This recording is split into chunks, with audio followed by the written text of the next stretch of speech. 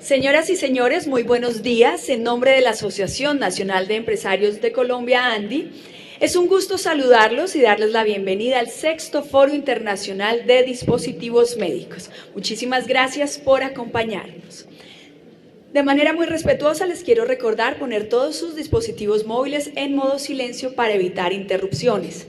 Y les tengo varias invitaciones. La primera es para que descarguen desde su celular la aplicación Sexto Foro Internacional de Dispositivos Médicos. Los pasos son muy fáciles. Entran a la tienda de su móvil, allí van a encontrar la aplicación que se llama Sexto Foro Dispositivos Médicos y una vez descargada, allí van a encontrar varias opciones. Estas son proponer temas y preguntar, enviar preguntas a los conferencistas y participar en las votaciones. También los invito a participar activamente en nuestra cuenta en Twitter, @Andy_Colombia con el hashtag #dispositivos médicos Andy. Toda la información de este evento también la pueden encontrar allí. Muchísimas gracias y continuamos. Yo invito al escenario al doctor Bruce McMaster, presidente de la ANDI. También invito al doctor Oscar Mauricio Chavarría, presidente, Junta Directiva, Cámara de Dispositivos Médicos. De igual manera, al doctor Julio César Aldana, director del INVIMA, y a la doctora Marisol Sánchez González, directora ejecutiva de la Cámara de Dispositivos Médicos de la ANDI. A todos ustedes bienvenidos y los espero acá en el escenario.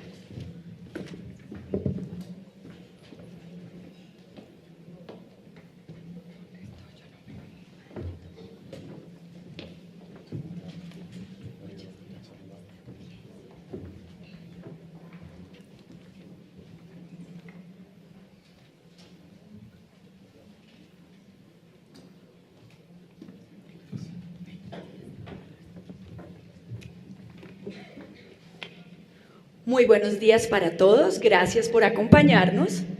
Y en este momento le cedo la palabra al doctor Bruce McMaster, presidente de la ANDI, para iniciar nuestra ceremonia de instalación.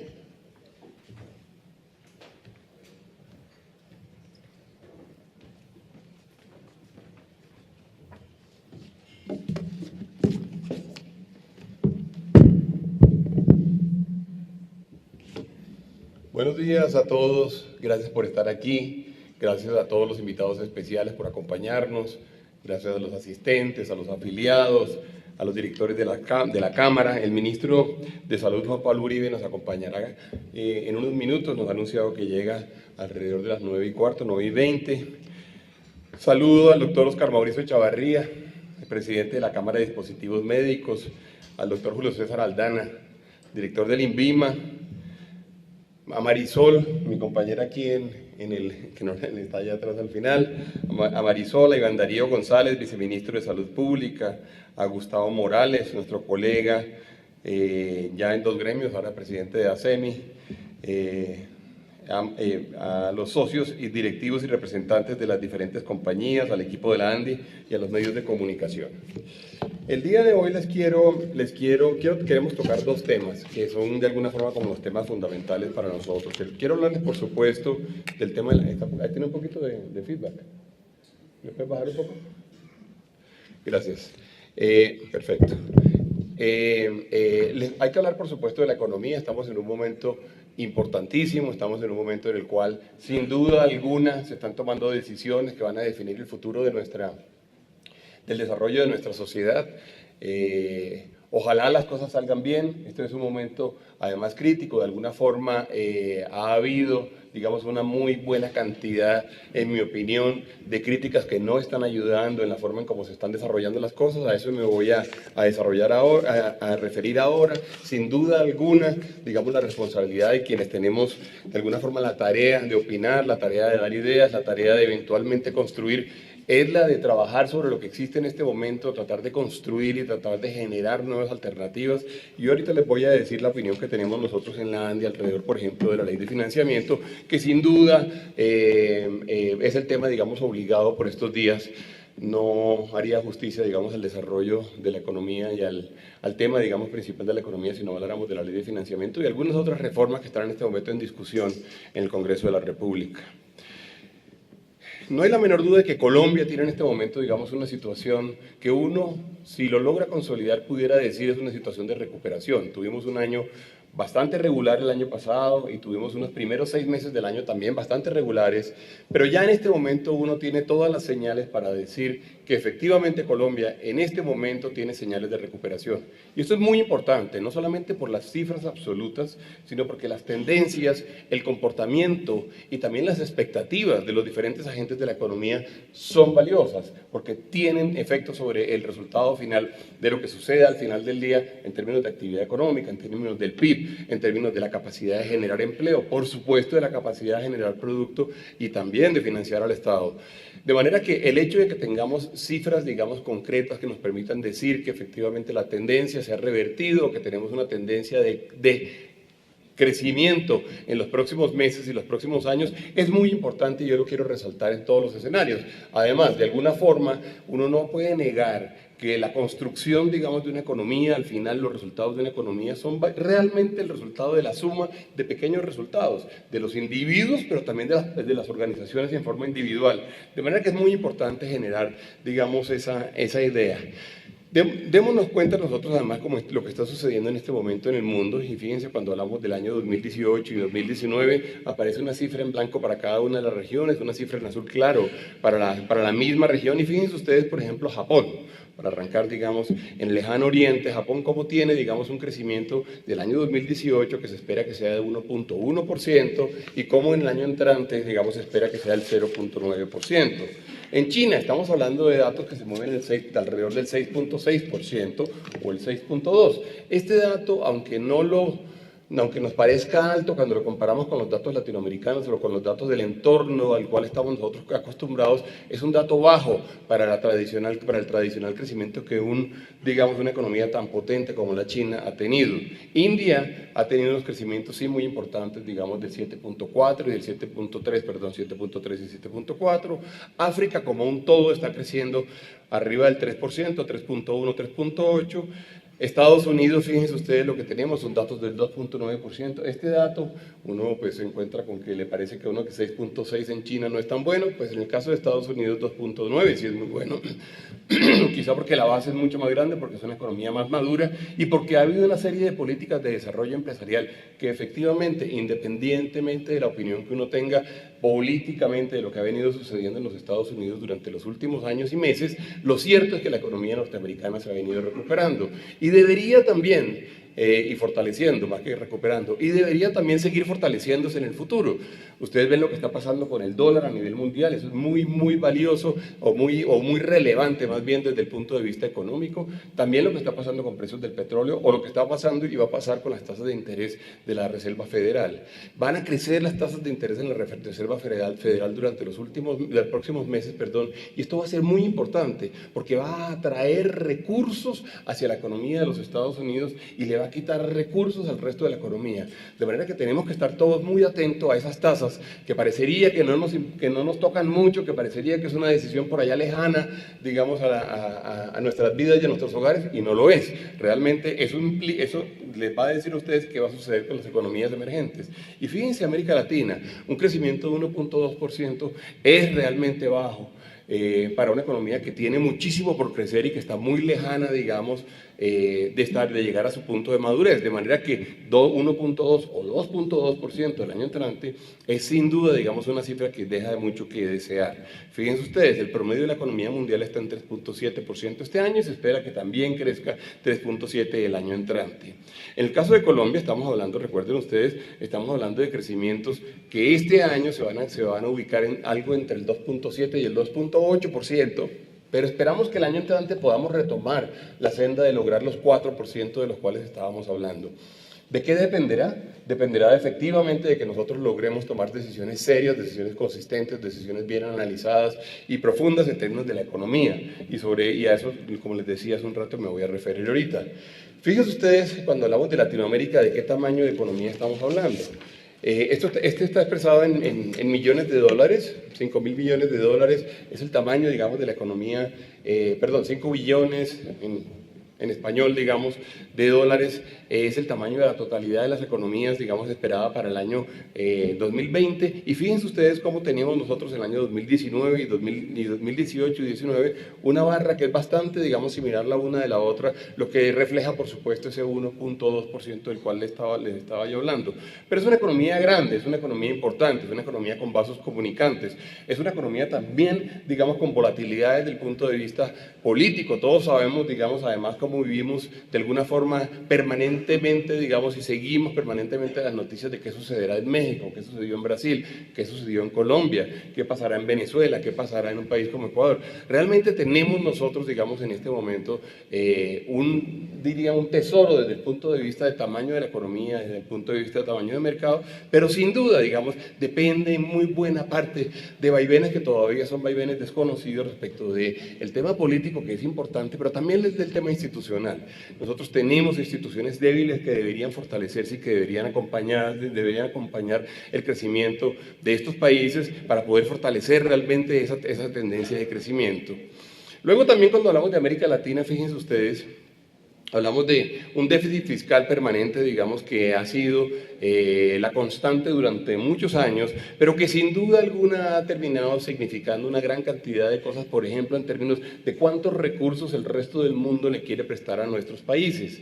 Cuando tenemos déficits tan grandes como los que aparecen allí, ven ustedes, por ejemplo, Colombia aparece justo en medio de la tabla con un 3.7%, pero Brasil, digamos, la gran economía, la fuerte, la más con mayor capacidad de jalonar, tiene déficits que pueden estar en cerca del 7.7%, o Ecuador 6%, o Argentina, ahí no está incluido Venezuela, que por supuesto tiene una cifra que no cabría, digamos, en esta escala en términos de déficit fiscal, pero ese dato, por ejemplo, es un dato que para nosotros es un dato más que relevante. Ven ustedes cómo los países, digamos, con mejor situación fiscal siguen siendo México y Chile, lo han sido por bastantes años. Perú, digamos, le ha dado una lección al mundo de cómo una economía que no es tan grande realmente puede ser bien manejada y puede tener tasas de crecimiento importantes, puede tener generación de políticas públicas que realmente le den confianza a los inversionistas. Esto no sé cómo lo voy a tener, pero es que te lo lleva y luego lo pongo. Ah, perfecto. Gracias. En términos de cómo las políticas bien llevadas pueden terminar teniendo resultados bastante buenos. Si hablamos de Colombia, y a mí me gusta, digamos, mostrar esta gráfica por una sola razón. En Colombia, sin duda, si uno pudiera definir el ánimo, digamos, de los analistas colombianos, del ciudadano colombiano, de los empresarios colombianos, en una palabra, yo diría que nosotros somos especialmente escépticos. Escépticos entendidos, digamos, como quienes no creemos mucho en los resultados, no creemos en nuestro potencial, no creemos en los logros que hemos tenido durante los últimos años, no creemos tampoco, digamos, en la capacidad que tengamos de ser verdaderamente una estrella, como yo tengo la idea de que podemos ser, digamos, en términos económicos en el mediano plazo. Pero lo cierto es que para no discutir sobre el futuro, a mí me gusta hablar un poco sobre cifras concretas de lo que ha venido sucediendo durante los últimos años. Y hay un dato muy particular, es un dato que además es de especial relevancia, es el tamaño de nuestra economía. En el año 2000, no hace tantos años, bueno, cada vez el año 2000 a uno le parece más lejos, pero 17 años. En el año 2000 la economía colombiana era una economía de alrededor de 100.000 millones de dólares. Ahí aparece un dato de 99.890, 100.000 millones de dólares. Ese era el tamaño de la economía colombiana. Pues bien, esa economía hoy en día es una economía de 350.000 millones de dólares. Es una economía que ha crecido mucho. Cualquier ente o cualquier agente económico que tenga un crecimiento de esta naturaleza, pues en realidad la única explicación que puede haber detrás es que ha habido cambios fundamentales, que ha habido una transformación realmente en la economía. Tenemos una economía que efectivamente, y por favor quédense con esta cifra en su mente, es 3.5 veces más grande que la economía que teníamos en el año 2000. Han pasado cosas, hemos tenido años difíciles, hemos tenido situaciones políticas complejas, pero es una economía que era 3.5 veces más pequeña que la que tenemos hoy día.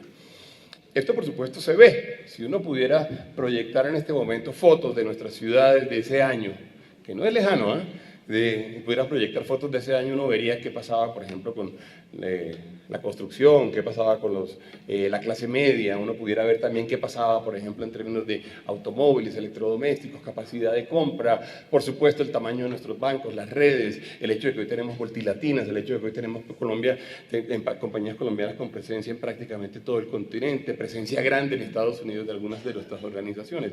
Eso es importante.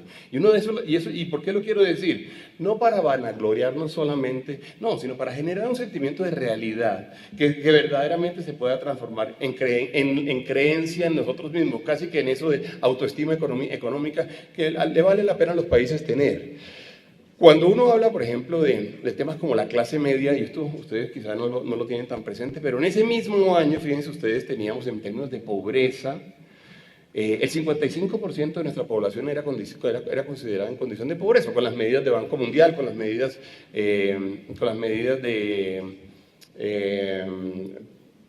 no existía la pobreza multidimensional de Oxford en ese momento, pero si uno trata de reconstruir, y eso es un ejercicio que hemos hecho nosotros, si uno trata de reconstruir pobreza multidimensional en ese instante entendida como las carencias de cosas vitales, uno también se encuentra con que este dato era quizá peor que el dato del 57%. Pues bien, ese dato hoy en día es del 25%, 26.6%, es decir, un cuarto de la población. Pasamos de tener uno de cada dos colombianos en condición de pobreza a tener, como tenemos hoy en día, uno de cada 4. ¿Eso es motivo de orgullo o de satisfacción o nos debemos quedar contentos? No, pero sí demuestra que ha habido una movilidad social suficientemente grande y una inversión y quizá más importante que todo eso, una conciencia en nuestro país de que vale la pena trabajar para poder sacar personas en condiciones de pobreza, porque ese es el objetivo final de la economía, porque ese es el objetivo final de una sociedad, poder trabajar por el bien común. Pero ojo con esto además, si uno quisiera, digamos, tomar datos que tienen que ver con la bancarización, si uno quisiera tener datos que tienen que ver con, por ejemplo, el acceso a móviles, a teléfonos móviles, uno también se encuentra con que hemos tenido una gran cantidad de indicadores que han venido mejorando. Fíjense ustedes datos de esos macroeconómicos rápidos, las exportaciones eran 13.000 millones de dólares, hoy son 43.000 millones de dólares. La inversión como porcentaje del Producto Interno Bruto era el 14%, hoy en día es cerca del 27% o alrededor del 27%, dependiendo del año. La inflación la teníamos en 8.8, hoy tenemos una inflación de 3.1. La inversión extranjera directa era de 2.4 billones de dólares o 4.000 millones de dólares, hoy tenemos 16 billones de dólares. Es decir, no hay la menor duda, Colombia hoy en día es un país que verdaderamente es significativamente distinto al país que teníamos a inicios de este milenio. Me faltó por decir algo alrededor de pobreza. El año pasado fue el primer año en el cual la clase media realmente terminaron siendo más personas que personas en condición de pobreza. Eso nunca le había pasado en la historia de Colombia, nunca la clase media había llegado a ese nivel. Y esa es una tendencia que tenemos que tener en cuenta. Va a tener muchas implicaciones sobre muchas cosas. Va a tener muchas implicaciones sobre mercados, va a tener muchas implicaciones sobre instituciones, sobre lo que se le exige a los estados, al Estado. Ese es un dato que debemos tener en mente permanentemente. Y fíjense ustedes, si viéramos algunos datos, digamos, en un solo tablero y uno quisiera poner esas cifras más o menos condensadas, digamos, para los próximos 4 años. En estos 4 años también, con excepción, digamos, quizá de Producto Interno Bruto, donde hemos tenido un dato que sí ha venido decreciendo, como yo mencionaba ahorita, con excepción del Producto Interno Bruto, hemos venido corrigiendo y hemos venido generando, digamos, mejores comportamientos en algunas de las variables macro más significativas. Desde el punto de vista de indicadores sociales, hemos construido este tablero de control también para que nos demos cuenta de algunas cosas que terminan siendo sin duda relevantes. Yo me refería al tema de pobreza, me refería a pobreza extrema. Bueno, de pobreza extrema no hablé, pero fíjense ustedes cómo tenemos un dato que en el año 2010 estaba en cerca del 16.7%, hoy en día es un dato que está alrededor del 7%, es muy difícil bajar a los países ya en los últimos escalones, digamos, de pobreza extrema. Es un dato que nos tiene que producir vergüenza como sociedad, como colombianos. Colombia no puede tener, digamos, tanta gente en condición de pobreza extrema, pero sin duda, digamos, lo que uno puede colegir de esto que aparece allí es que hemos identificado los mecanismos mediante los cuales se logran estas metas sociales, y eso es de la mayor importancia desde el punto de vista de política pública, como ustedes se imaginan. Ahí está la pobreza multidimensional de la cual les hablaba a ustedes. El índice Gini ha sido uno de nuestros mayores logros nuestros mayores dolores de cabeza, porque ahí hemos estado muy pegados. Colombia ha estado pegada entre el 52, 53, 0.52, 0.53. En este momento estamos en el 0.58. Que todavía sigue siendo muy malo. Y lo que es más malo, y ustedes han oído esta afirmación en varias ocasiones, es que el Estado no está siendo capaz, cuando el dinero pasa por el Estado, no está siendo capaz verdaderamente de redistribuirlo suficientemente bien para que tengamos una condición de equidad mejor. Y yo siempre pongo este ejemplo: en un país como el Reino Unido o en la Unión Europea, digamos como conjunto de países, antes de que el dinero pase por los estados, el Gini o el calculado por la mayoría de estos estados es del 0.51%. Después de que el dinero pasa por el estado, el Gini baja al 0.42, al 0.41. En el caso del Reino Unido baja al 0.37%. Este es un indicador de que todo ese dinero que uno termina dándole a los países, a los estados, puede o no verdaderamente servir para reducir la inequidad. En el caso de Colombia, la verdad es que el indicador más interesante es que no lo estamos logrando. Es decir, todo ese ejercicio por el cual estamos en este momento discutiendo, la ley de financiamiento, la reforma tributaria y demás, solamente será valioso en la medida en que uno logre realmente generar tasas redistributivas suficientemente importantes. Y luego, digamos allá, aquí en el color de fucsia que aparece allá, o rosadito que aparece en mano izquierda abajo, la mano izquierda de ustedes abajo, está la tasa de informalidad. Si ustedes me preguntan, yo diría que hoy en día este es sin duda el principal desafío que tenemos por delante. Colombia tiene una tasa de informalidad, digamos, increíblemente alta en lo laboral, increíblemente alta en lo social, increíblemente alta en lo empresarial. Hay algunas estimaciones en las cuales puede haber, en el tema empresarial puede haber informalidad de cerca del 60-64%. Es decir, eso no, y es verdad, eso no es aceptable en una sociedad, que de 100 empresas o de 100, digamos, ejercicios o unidades de generación económica, 64 sean informales.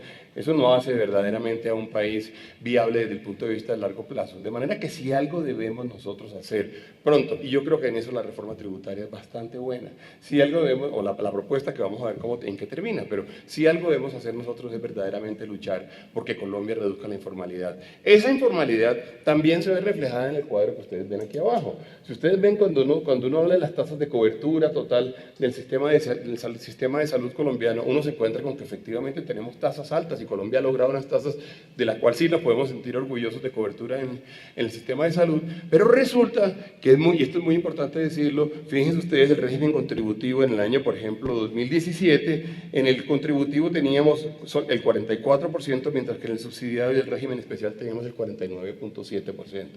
Es decir, todavía tenemos un sistema en donde la informalidad, la gente que no aporta, la gente que no es parte del sistema, pero que sí quiere, digamos, sus beneficios, es increíblemente alto. Y esto, por supuesto, nos pone en problemas para lograr sostenerlo en el largo plazo. Ese es uno de los retos más grandes que tenemos en este instante. Desde el punto de vista de competitividad del país, fíjense lo que tenemos, los datos que tenemos nos traen, digamos, a colación un inmenso reto en muchísimos frentes. Ustedes ven arriba, lo que aparece en el cuadro de arriba es la posición de Colombia en el año 2018 en cada una de esas categorías. Entonces, por ejemplo, en el general, Colombia es el número 62 a nivel nacional, a nivel internacional, a nivel mundial. Pues bien, Colombia en términos de su PIB, en términos de su población, en términos de su área a nivel mundial, se encuentra entre el puesto 27 y el puesto 31. No existiría una razón, digamos, por la cual uno aspirara o uno aceptara, digamos, estar en el puesto 62 en términos de competitividad, cuando en realidad tiene todo el potencial, porque tenemos el territorio, porque tenemos la gente y porque tenemos la producción, digamos, económica. No existiría ninguna razón por la cual uno pudiera aceptar estar en el puesto 62. Este es otro de esos retos inmensos que tiene nuestra sociedad. Fíjense ustedes cuando uno quiere distribuirlo por diferentes sectores.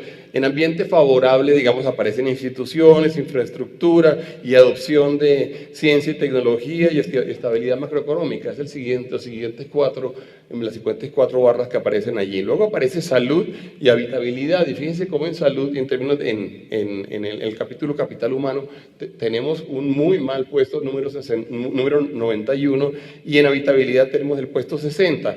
En términos del tamaño del mercado y las cosas que logramos hacer en el mercado, y aparecen producto de mercado, mercado laboral, sistema financiero y tamaño del mercado. Estamos en el puesto 54, 58, 66 y 64. Y en términos de esquemas de innovación, fíjense ustedes cómo sí tenemos un puesto 36 en términos de capacidad de innovación, que es muy diciente y que de alguna forma tiene que ver con algo que va a suceder aquí el día de hoy, de lo cual ustedes pues saben, esta Cámara en particular y este grupo en particular se ha ocupado, que es el tema de los premios de innovación, sacar los concursos adelante, poder trabajar con las universidades, poder trabajar con los tranques de pensamiento, apoyar a los emprendedores.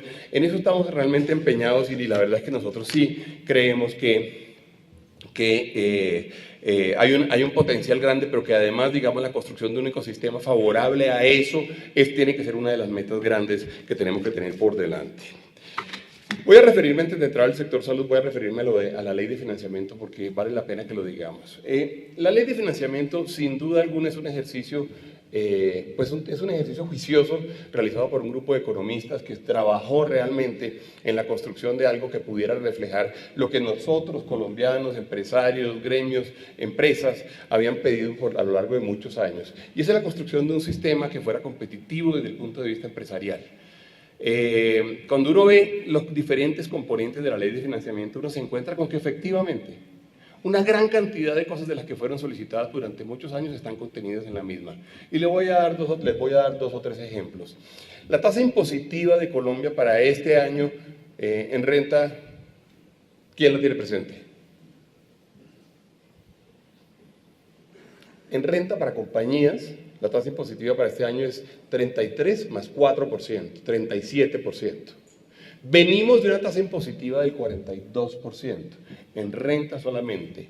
Una tasa impositiva del 42% en renta ha hecho que el total de impuestos pagados por las empresas colombianas comparado con sus utilidades, es decir, la tasa efectiva de tributación, sea del 69%. Esa es una tasa muy alta. A nuestros amigos extranjeros sabrán que esa es una tasa altísima, es una tasa de las más altas del mundo, es probablemente la segunda más alta de América Latina y es una de las más altas del planeta, quizá la tercera o cuarta más alta del planeta. De manera que el objetivo de bajar la tasa de renta tiene que ser un objetivo importante. ¿Por qué? No porque nosotros querramos ni favorecer a los dueños de las compañías, digamos, como país, no, porque hace muchísimo sentido que una sociedad entienda que hacer empresa es hacer país, que cuando uno construye empresa, uno construye país, que cuando uno apoya la actividad empresarial, uno está realmente al mismo tiempo generando empleo, generando productos, generando actividad económica, generando riqueza y también generando, por supuesto, recursos para el Estado, que terminan devolviéndose, por supuesto, o que terminan invirtiéndose seguramente en inversiones sociales, que son las inversiones que necesita el país. Pues bien, ese objetivo de bajar la tasa de renta tiene que ser un objetivo nacional, no solamente de los empresarios. Y para esto tenemos que pasar, por supuesto, por la discusión de cuál es el papel que las empresas juegan en la sociedad. Y en ese orden de ideas, Latinoamérica ha venido generando una peligrosísima discusión alrededor de una estigmatización del empresariado, de una estigmatización de la actividad económica, lo cual no conduce absolutamente a nada, pero no solamente no conduce a nada, o sí conduce a algo que es verdaderamente la gran crisis de las sociedades. Como ustedes bien saben, países que inclusive se declaran, digamos, constitucionalmente comunistas, como algunos países del Lejano Oriente, ellos han entendido esto y lo han entendido bien. Ellos han dicho, si nosotros no somos capaces de producir buenas cosas, producirlas competitivamente, de exportárselas al mundo, de traernos esos dólares para acá, de distribuirlos en nuestra sociedad, de reinvertirlos, de poder generar actividad económica, generar empleo, no vamos a ser capaces de mantener nuestro país. Y no vamos a ser capaces de mantener nuestra población. Y no vamos a ser capaces de alimentar a nuestra población. Pues bueno, esa discusión es una discusión que ya está superada y está superada por años. Esta ley de financiamiento baja, como ustedes saben, al 33, del 37 al 33 la renta el primer año, al 34, al 33, al 32, al 31 y al 30. Hace algunas otras cosas interesantes. Por ejemplo, descuenta algunos impuestos que no deberían existir hoy en día en nuestra estructura tributaria. Por ejemplo, el impuesto a las inversiones. No sé si todos se han dado cuenta que cuando uno tiene un impuesto a los activos de capital o a los bienes de capital del 19%, uno realmente lo que está haciendo es diciéndole a los empresarios colombianos: señores, si ustedes quieren invertir en comunicaciones, en telecomunicaciones, le quiero notificar que a usted le va a costar el 19% más de lo que le valdrá invertir a un señor que está en alguno de los países que son sus aliados o sus competidores. Y si quiere hacerlo en maquinaria, y si quiere hacerlo en tecnología, y si quiere hacerlo en activos fijos, y si quiere hacerlo en material rodante, también le va a costar el 20%, el 19% más. Pues bueno, ese es un inmenso error, porque es un impuesto a la inversión, porque nos quita competitividad, porque le baja la inversión al país.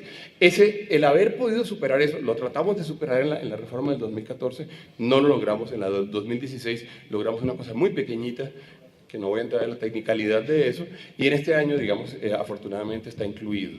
Luego, adicionalmente, también dice, esa diferencia entre impuestos totales e impuestos nacionales, ¿a qué se debe? Pues a los impuestos territoriales, por supuesto. Si renta es 42%, ustedes se preguntarán, ¿cómo terminamos en el 69%? Pues terminamos en el 69% porque hay unos impuestos territoriales, por ejemplo, el impuesto al ICA, que es un impuesto a las ventas brutas, que ustedes saben que es altísimo, termina generando, digamos, una inmensa carga sobre las compañías. Dicho eso, esta tributaria termina diciendo, vamos a hacer que ese impuesto sea descontable de los impuestos que se paguen a nivel nacional. Es decir, realmente, para darles 3 o 4 ejemplos, hay una gran cantidad de cosas por las cuales hemos luchado por años, pero por años. Ahora bien, aparece entonces la duda. Queremos seguir invirtiendo en términos sociales, y pues hay un presupuesto general de la Nación que fue aprobado y que fue aprobado en el mes de octubre, el día 22 de octubre fue aprobado, y ese presupuesto dice que a Colombia le faltan en este momento 14 billones de pesos. ¿Cómo se logra financiar? Entonces acuden a un impuesto que es el impuesto al valor agregado, a los bienes que no tienen valor agregado. Hay que decir que esos bienes que no tienen valor agregado, en su gran mayoría, son bienes grabados en todas partes del mundo. Aquí no. Hay que decir que Colombia es el país de toda América Latina que menos IVA recauda, menos impuesto al valor agregado recauda como porcentaje del total de recaudo. Hay que decir también que tenemos una inmensa, digamos, desigualdad cuando uno cobra IVA a todos los productos, cuando uno no cobra IVA a todos los productos, y resulta que todos nosotros consumimos una gran cantidad de productos sin IVA que deberían tener IVA, a consumir arroz, consumir papa, consumir algunos otros productos alimenticios. No es justo que nosotros no paguemos un impuesto al valor agregado. Lo pagamos en todas partes del mundo. Aquí no lo pagamos. Entonces inventaron un mecanismo que es el de devolución, que yo creo que no ha sido suficientemente bien explicado, pero que es un mecanismo poderoso, porque es un mecanismo en donde le quitan el IVA a las personas de los primeros tres, no son estratos, sino son realmente deciles, al 1 y al 12 y al 3, pero le devuelven el IVA a la totalidad de los productos que ya han pagado IVA, incluyendo los que hoy en día pagan IVA y los próximos que serían cargados. Ahora, ¿es popular? No, no es popular. Es una cosa tremendamente impopular. ¿Cómo lo puede pasar un gobierno? Pues históricamente en Colombia, ustedes saben, se pasa un poco por la conversación, digamos, con el legislativo, que es una conversación compleja.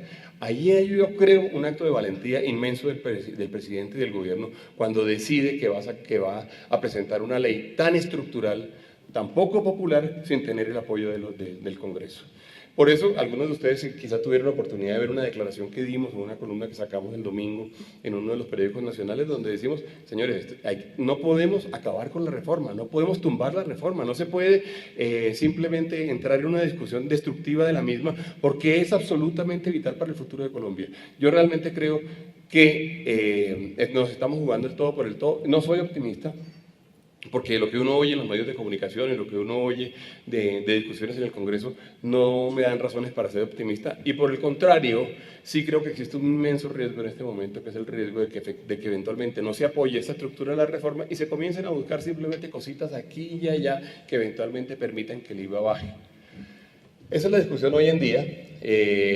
No ha habido, digamos, en este momento todavía ponencia del proyecto de ley. Estamos esperando que la ponencia salga, que la ponencia se ponga a disposición del país y a disposición de los congresistas.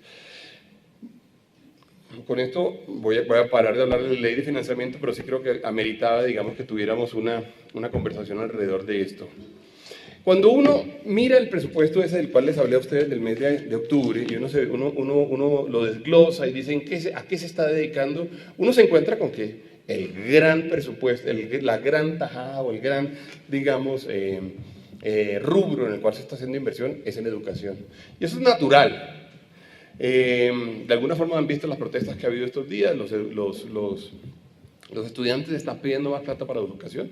Ojo con esto, no están pidiendo para la educación de los colegios, no están pidiendo para la educación de los niños de 0 a 5 años, no están pidiendo educación para los niños de bachillerato, no. Ellos están pidiendo para educación superior.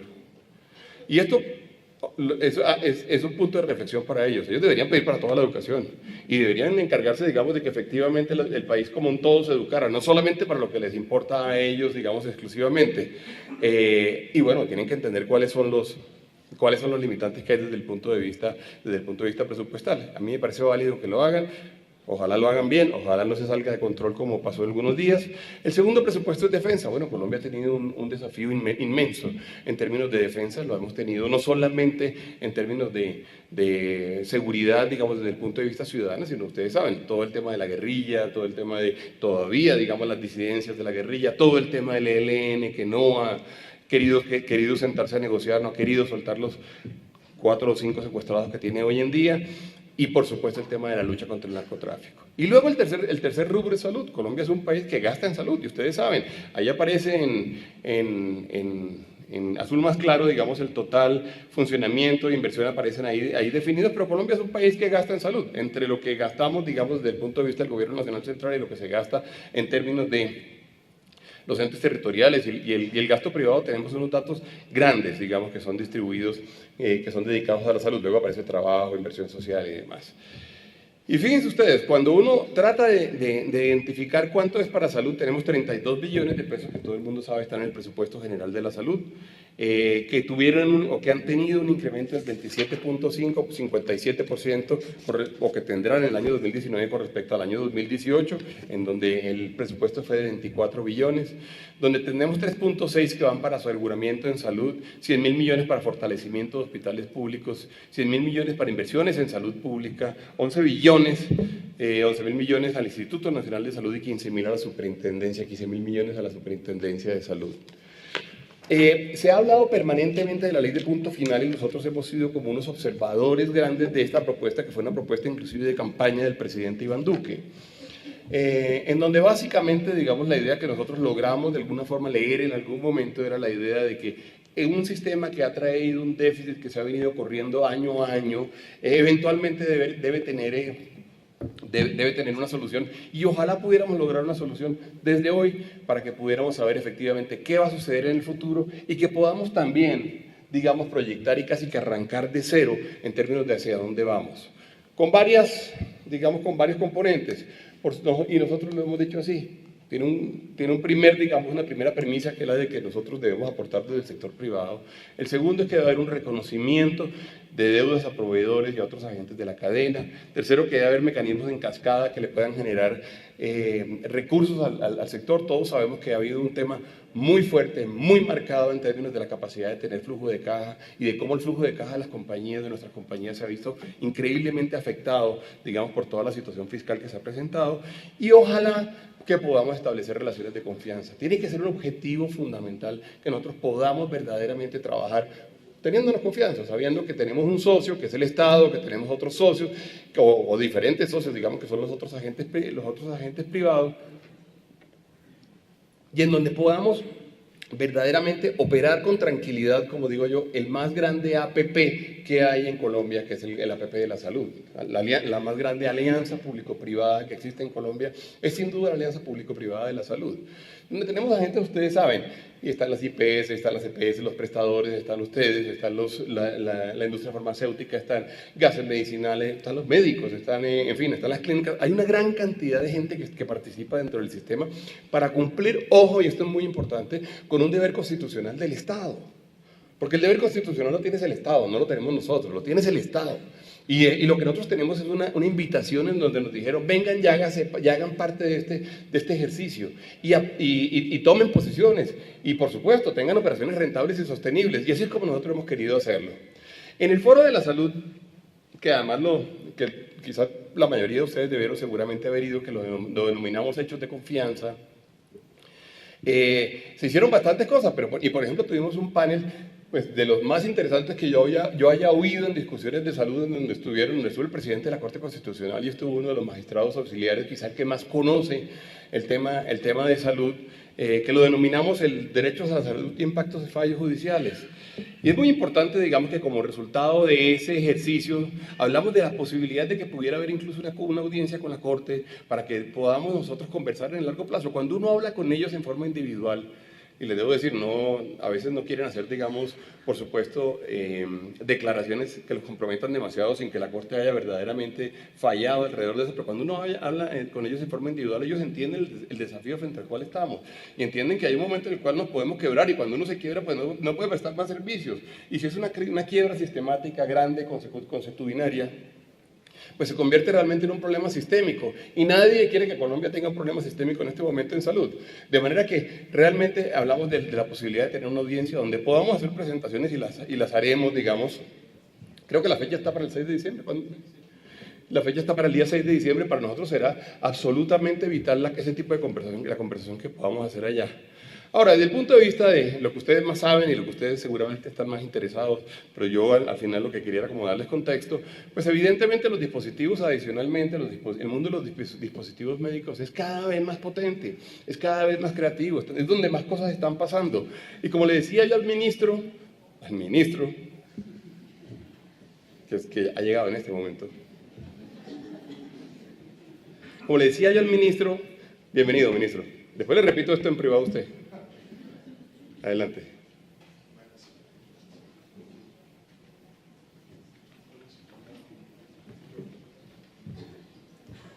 Muy buenas tardes y qué tal.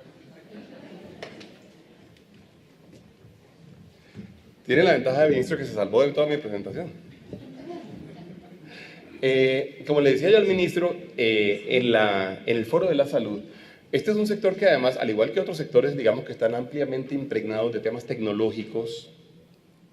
Ministro, sí quisiera como retomar ahorita para decirle que hablamos un poco de la ley de punto final, hablamos de lo que se viniera en adelante, que sí es muy importante, digamos, para nosotros poder generar, digamos, ese hecho de confianza en donde, digamos, paremos hasta aquí, luego sigamos adelante y sigamos adelante todos con convencimiento, con compromiso, con responsabilidad, con la mayor ética del caso. Y usted ha hecho, y voy a hacer referencia a lo siguiente, usted ha hecho en varias ocasiones, ha hecho referencia a que no todo es plata en el sector, y yo estoy de acuerdo con usted en eso, pero sí lo quiero invitar un poquito a que hablemos un poquito más de plata, porque nos toca realmente a nosotros tener viabilidad financiera asegurada, y yo sé que no está en sus manos, pero en la medida en que nosotros tengamos en usted un aliado, que nos permita, digamos, trabajar esos retos que son retos tan importantes para todas estas compañías, pues vamos a poder sentirnos, digamos, ahí sí es verdad, con mucha más confianza y vamos a poder actuar, digamos, siendo mucho más proactivos y siendo mucho más realmente agentes dinámicos del sector. De manera que acepto que no todo es plata hasta que la plata falta, ¿no?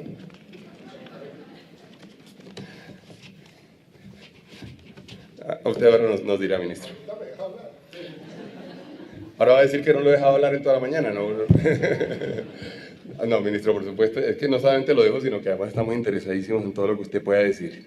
Hay que decir que nosotros tenemos gran reconocimiento por el ministro, lo conocemos desde hace mucho tiempo y además tenemos la idea de que vamos a poder hacer un equipo de trabajo que verdaderamente redunde en el beneficio del país. Pero hablando del tema entonces de tecnologías y de un sector tan dinámico, también tenemos que imaginarnos, que ese era el comentario de lo que le he dicho al ministro, tenemos que imaginarnos mecanismos mediante los cuales nosotros seamos capaces realmente de lograr tener, digamos, a Colombia participando de las nuevas tendencias de lo que está sucediendo en términos de avances tecnológicos. El ministro dijo una frase que a mí me llamó mucho la atención en el foro de la salud, donde dijo, sí, yo acepto eso, nosotros queremos trabajar, nosotros vamos a trabajar en la adopción de nuevas tecnologías, no vamos a ser siempre el conejillo de Indias, no fue la palabra que él utilizó, pero no vamos a ser siempre conejillo de Indias a nivel mundial, pero sí debemos ponernos, por supuesto, la meta de poder contar con los mejores y más eficaces avances y además también, por supuesto, que podamos de alguna forma financiar en nuestra sociedad. Y fíjense ustedes, las tecnologías nos están ayudando a hacer muchas cosas y tenemos, y cada vez más hay, por ejemplo, el Internet de las cosas. Hoy salía además en uno de los periódicos el tema de los microchips en los órganos, de la capacidad que tengamos nosotros, por supuesto, de salvar vidas, la capacidad que tengamos de hacer de hacer procedimientos diagnósticos, tener mejores condiciones de hospitalización, por supuesto. Y hay que decir que en todo caso, en el mundo de la salud están pasando tantas cosas, como diría yo, en el mundo del comercio, del e-commerce, o en el mundo de las finanzas, o en el fintech y demás. Están pasando muchísimas cosas. Es más, es muy probable que aquí es donde estén la mayoría de cosas que más nos descrestan desde el punto de vista de hacia dónde está verdaderamente migrando la humanidad en términos de a qué le dedica, digamos, sus esfuerzos más grandes. No hace falta que haga un listado, digamos, del tipo de cosas que están sucediendo, ahí están en la pantalla en este momento en el mundo. La otra cosa, y yo no sé, ministro, si usted lo tiene bien presente, nosotros hemos venido haciendo el premio, en este foro en particular hemos venido impulsando el Premio Nacional de Innovación en Dispositivos Médicos. Esta es la segunda versión. El año pasado tuvimos un premio que fue para nosotros muy exitoso, para mí inclusive sorprendente por la cantidad de personas y de proyectos que se convocaron, por la cantidad la presencia de cosas tan innovadoras y además tan interesantes desde el punto de vista de desarrollos internacionales. Hoy vamos a tener además la premiación del segundo. Ahí tenemos, usted ve a los jurados. El único que no es verdaderamente experto en salud soy yo, pero pues yo me metí como por aprender. Me interesa mucho la innovación, me interesa mucho el crecimiento y me interesa que nosotros desde estos foros nuestros, los foros de gremios, podamos verdaderamente apoyar la innovación y la creatividad de los colombianos. No sé si usted sabía, por ejemplo, de los premios ofrecidos, por ejemplo, son visitas a los centros de investigación, inclusive la oportunidad de que las grandes compañías del mundo puedan acceder y puedan volverse socios de los proyectos, que puedan sacarlos adelante. La verdad es que hemos hecho para esto un estudio interesante del tipo de cosas que se pueden y se podrían ser muy atractivas para quienes investigan y quienes tienen en este momento proyectos en desarrollo. Luego, digamos, venimos con una serie de propuestas que las voy a enumerar, digamos, en estas 6 categorías, en donde hemos hablado de generar mecanismos para que los jueces puedan acceder a criterios médicos cuando toman decisiones de salud. Esto es de la mayor importancia, lo hablamos en el Foro de la Salud, lo hablamos, como les mencionaba a ustedes, con el presidente de la Corte Constitucional y con uno de los magistrados auxiliares que más conoce. Es importante que podamos también, ojalá, lograr mecanismos de unificación de sentencias que nos permitan además tener reglas claras y no que tengamos la obligación de ir permanentemente a una tutela y a otra tutela y llenar además todo el sistema judicial de tutelas de procedimientos que eventualmente terminan repitiéndose una y otra vez, y que además el Estado entienda frente a qué estamos y que lo pueda presupuestar. Además, en general, digamos, en el presupuesto, yo estuve en algún tiempo en el gobierno, en el presupuesto uno no podía presupuestar eventualmente sentencias que perdiera, pero uno ya sabe que hay sentencias que va a perder en el sector salud porque el sistema está diseñado para que haya sentencias que se pierdan. Luego aparece, por supuesto, el tema del gasto de bolsillo, donde sin duda alguna, digamos, y esto nos lo hemos puesto como meta y lo hemos dicho los últimos 3 o 4 años, tenemos que tener mecanismos que incentiven el gasto de bolsillo. Queremos ser parte, digamos, del proceso de fortalecimiento de talento humano del sector, donde la industria además pueda, digamos, realmente traer las mejores prácticas para que efectivamente se conozcan y se conozcan bien desde el punto de vista de formación de profesionales. Hemos hablado de la posibilidad de que se cree un fondo de contingencia que nos permita realmente trabajar alrededor de las deudas ya existentes, que son para nosotros tan importantes, que están en los balances de la mayoría de las compañías, que significaron una erogación de caja, que ha significado, digamos, una carga, y que en los estados financieros, especialmente relacionados con estas 3 compañías, con esas 3 instituciones que aparecen allí, Caprecom, Saludcoop y Café Salud. Hemos, digamos, propuesto la creación de un fondo de garantías que eventualmente le pueda apoyar a los prestadores y a los proveedores en el caso de carteras que superan los 90 días, porque por supuesto ahí tenemos, y que sería eventualmente alimentado con la UPC, esto es lo que queremos mirar con detalle, queremos ver las cifras con ustedes y ver cuál sería la figura técnica y financiera y jurídica que habría que utilizar para llevarlo a cabo. Y la otra cosa que solo he venido yo diciendo permanentemente, ministro, a mí me parece que esa es una pelea que usted se puede dar. No le gusta al ministro de Hacienda normalmente, a cualquier ministro de Hacienda, no estoy hablando del actual ministro de Hacienda, no le gustó al anterior tampoco, es que uno puede en realidad destinar algunos puntos del GMF a atender el tema de la salud. No hay la menor duda. A ver, voy a solamente, inclusive para nuestros visitantes. El GMF es un impuesto a las transacciones financieras, desde el 4 por mil. Se creó en Colombia a final de los años 90 para tratar de solventar una crisis sistémica que había en el sector financiero. Es un impuesto temporal, y por ser temporal lleva 18 años. Es un impuesto temporal para atender el sector financiero. La verdad es que el sector financiero no está en este momento, no tiene ningún riesgo sistémico en este instante. El Estado se quedó, digamos, con ese impuesto. Y nosotros lo que decimos es, si ese es un impuesto que eventualmente atiende, digamos, o que busca evitar riesgos sistémicos, qué bueno que ese impuesto se pudiera dedicar para evitar el riesgo sistémico de este sector en particular. En todo caso, el presupuesto, la nación va a tener que pagar las platas que debe, pero qué bueno sería que uno dijera, si eso es cierto, entonces tengamos unos recursos más o menos asegurados, que son cerca de 7 u 8 billones de pesos para que todos ustedes lo tengan en su mente anualmente. Qué bueno que uno tuviéramos esos recursos asegurados para poder atender a los proveedores y a los prestadores del sistema que están ahí presentes y están todos los días, digamos, corriendo unos riesgos grandes y que tienen unos riesgos de caja importantes. No le hace una diferencia grande, ninguna realmente al presupuesto general de la nación. Le hace diferencia, sí, y esto es muy importante para que uno sepa, ministro, cuál es la consecuencia de esto. Le hace diferencia a los grados de libertad que eventualmente tendría la Tesorería General de la Nación de girarla o no girarla al sistema. Solamente eso, porque al final del día no estamos pidiendo que haya más recursos para la salud, sino que nos aseguren el flujo de caja de una forma conocida y de una forma confiable, y ahí puede haber una oportunidad que es una oportunidad grande. Es el momento de hacerlo, estamos justamente en la discusión, no hay ni siquiera, como mencionábamos, no hay ni siquiera ponencia en este instante, estamos en momentos de hacerlo. Yo les agradezco a ustedes la atención, fue una charla larga, pero todos estos temas se los queríamos presentar. Yo quería estar hablando en el momento en que llegara el ministro, por eso me demoré un poquito. Muchas gracias, que disfruten el evento.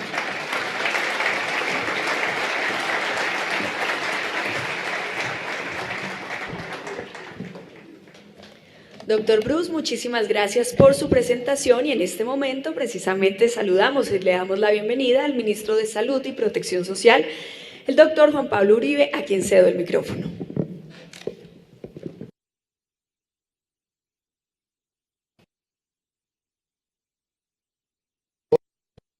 Y muchísimas gracias por este espacio.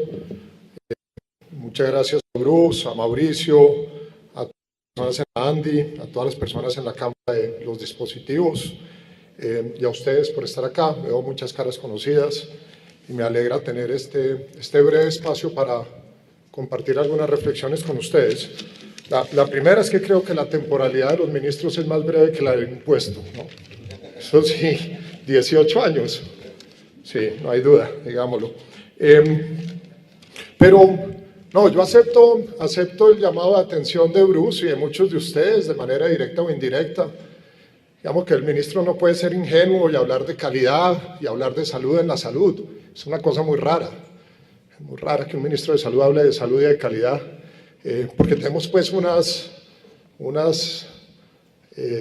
desafíos en el tema financiero y de liquidez que deben llevar al ministro a hablar de plata, el ministro de Salud. Entonces vamos a hablar de plata primero. Quiero compartir con ustedes en unos 15 o 20 minutos una reflexión, en verdad no de plata, o también un poquito de plata, pero mucho sobre el sentido de largo plazo que creemos en estos 3 meses que debemos construir todos juntos para lograr 3 cosas. Una primera, no destruir el pasado. Digo todo el tiempo que los problemas de Colombia están hacia adelante y no están hacia atrás, y que debemos construir sobre lo que hemos hecho en el sector, reconociendo las cosas que funcionan y que vienen bien. Y segundo, afrontando con franqueza, con responsabilidad y con determinación los problemas coyunturales o históricos que arrastramos. Para, lo tercero, lograr mejorar el desempeño de nuestro sector y, por ende, cumplirle a la población en sus expectativas y en su esperanza de mejor bienestar. Reconocer lo que traemos, enfrentar lo que tenemos y construir un mejor mañana. Nada distinto, nada distinto. Y en lo que traemos, y nadie quiere oír al ministro hablar de eso, ayer en el Senado nadie quería que yo hablara de eso, digámoslo, todo el mundo quiere que hable de la crisis y de la plata y la crisis. Pero en lo que traemos un montón de cosas que están mejorando en Colombia. Y uno puede recoger una cantidad de indicadores de salud y de servicios de salud que vienen mejorando. Y es importante reconocerlos para no destruir eso. Hay dos cosas detrás de esos indicadores que sí vale la pena advertir. La primera es que la mayoría de ellos los miramos como promedio. Y detrás del promedio, en un país como Colombia, de pronto no en un país más afluente y parejo, detrás del promedio de nuestro país está la inequidad. Y pongo el ejemplo de la malaria que viene cayendo de manera general en Colombia de una forma muy importante, pero uno le quita la cara al promedio y encuentra unos municipios, por ejemplo en el Chocó, donde esto no ha pasado y donde el primer problema de salud de la población es el zancudo. Y encuentra uno que son poblaciones vulnerables, marginadas, excluidas, muy distintas al promedio. Y esto mismo nos puede pasar para muchas otras cosas en salud. Y lo segundo que está detrás de este progreso, de una Colombia que es muy distinta ahora hace 10 o 20 o 30 años, es la heterogeneidad.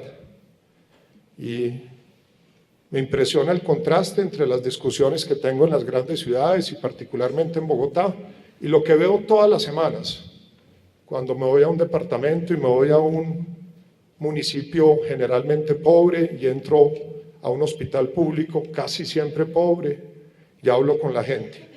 Completa heterogeneidad, son dos temas distintos, el que se habla hoy aquí y el que yo recorro pasado mañana en norte de Santander.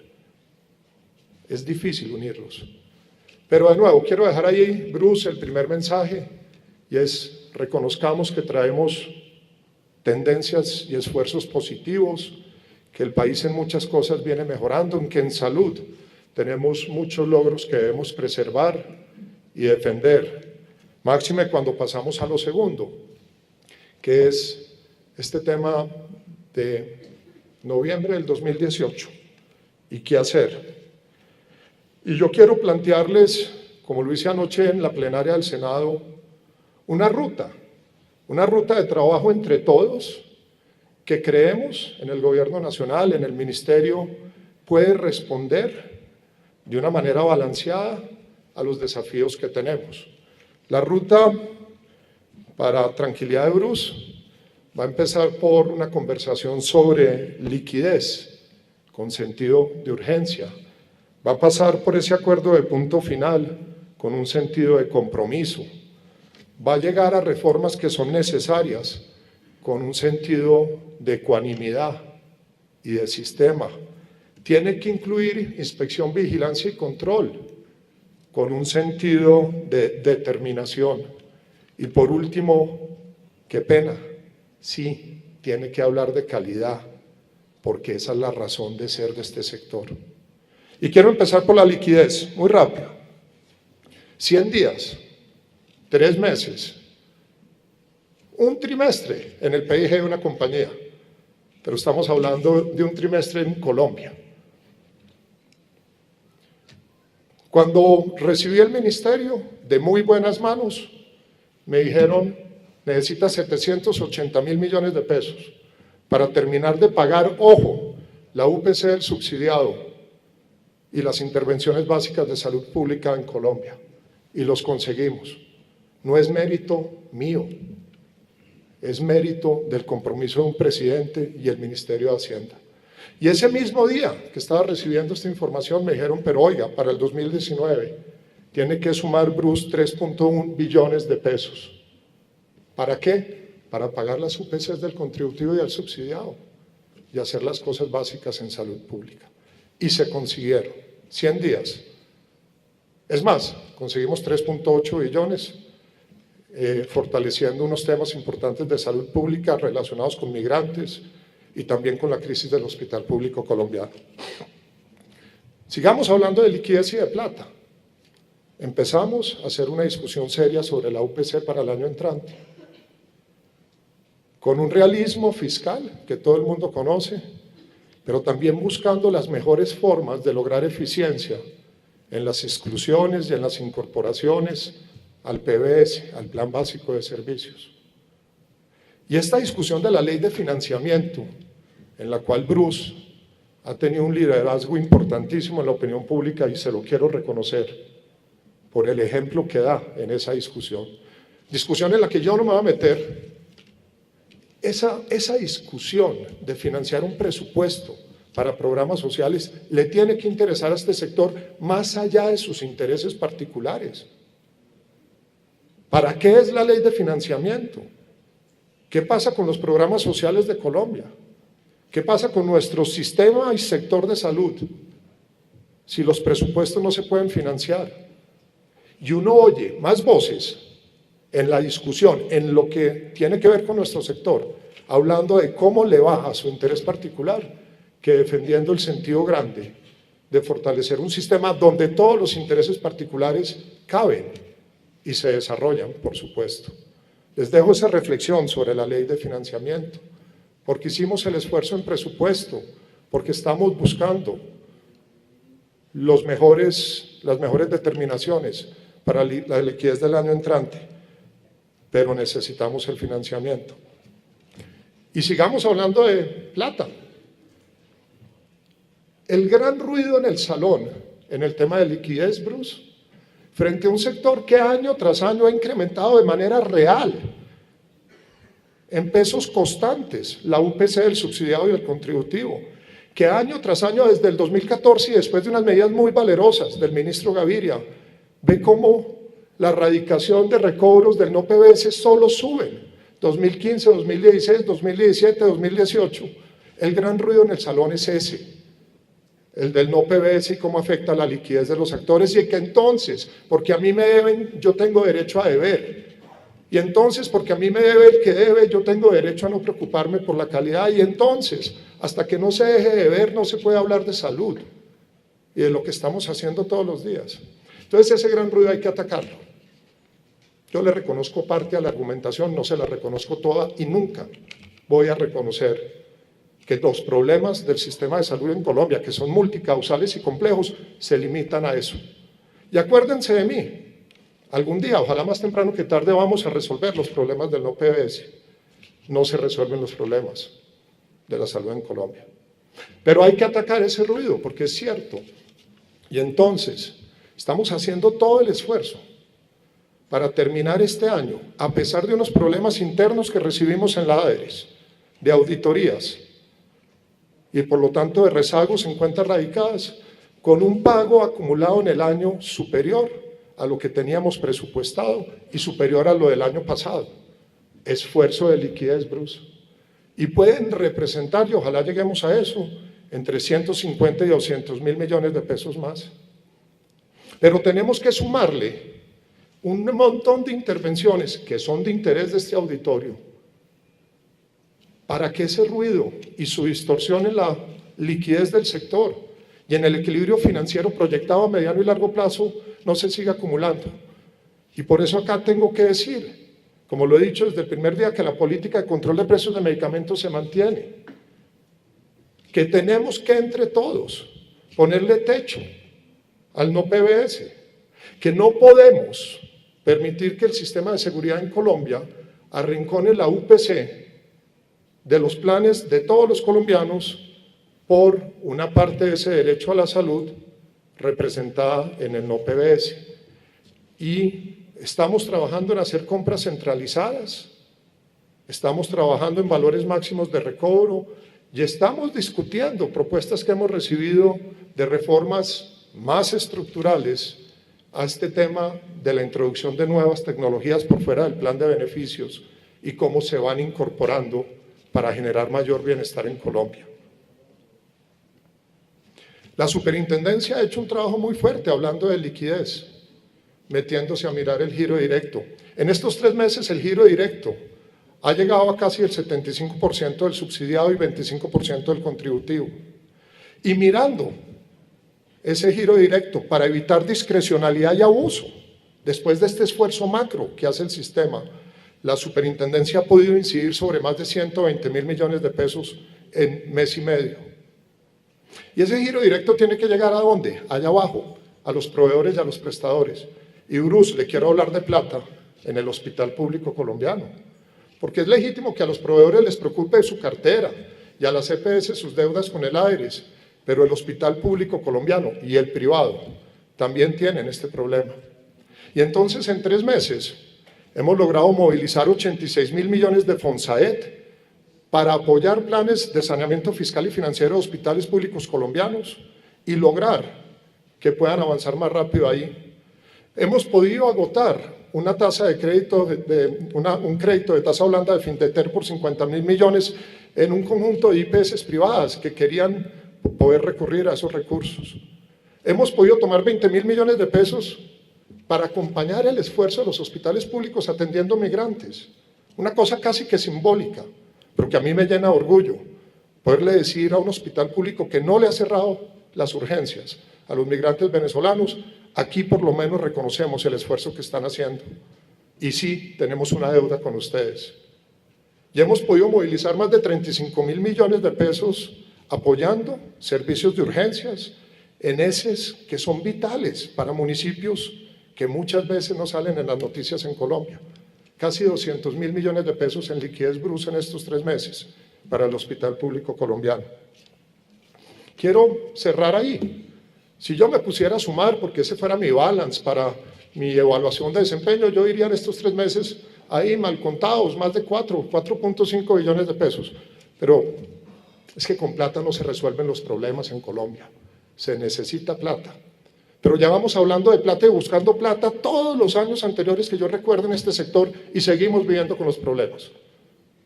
Yo le voy a hacer a usted una contraargumentación, Bruce, con todo el cariño que le tengo. Y es que la ruta de la calidad termina generando más plata que la búsqueda de la plata sin mirar la calidad. Le voy a dar un ejemplo. En el no PBS pesa mucho el manejo de enfermedades huérfanas. Ministro, busque plata para esos medicamentos y esas tecnologías costosísimas, determinantes para una familia con una enfermedad rara en un ser querido. Esa es una ruta. Yo les planteo otra ruta para eso, para resolver el tema de plata, pero sobre todo el problema de la expectativa de ese paciente y de esa familia. Y es devolvámonos desde el control de la calidad. ¿Quién hace el diagnóstico? ¿Quién hace el manejo? ¿Quién aplica esos medicamentos? ¿Quién le hace el seguimiento a ese niño con la enfermedad huérfana? Y miremos el resultado económico. Miremos qué pasa entonces con las cuentas de nuestro sistema. Si, por ejemplo, a las enfermedades de alto costo y a las enfermedades huérfanas, donde hay tecnologías necesarias y de muy alto precio, podemos cruzarlas con calidad, con responsabilidad en cada una de las fases de atención y aplicación de esa tecnología. Yo creo que por esa ruta también vamos a lograr un impacto muy importante en la sostenibilidad financiera del sistema de salud. Voy a terminar hablando de calidad, pero quiero dejar ahí el tema de liquidez, de lo que estamos haciendo de manera inmediata, de lo que hemos logrado en 100 días, para hablar del acuerdo de punto final brevemente.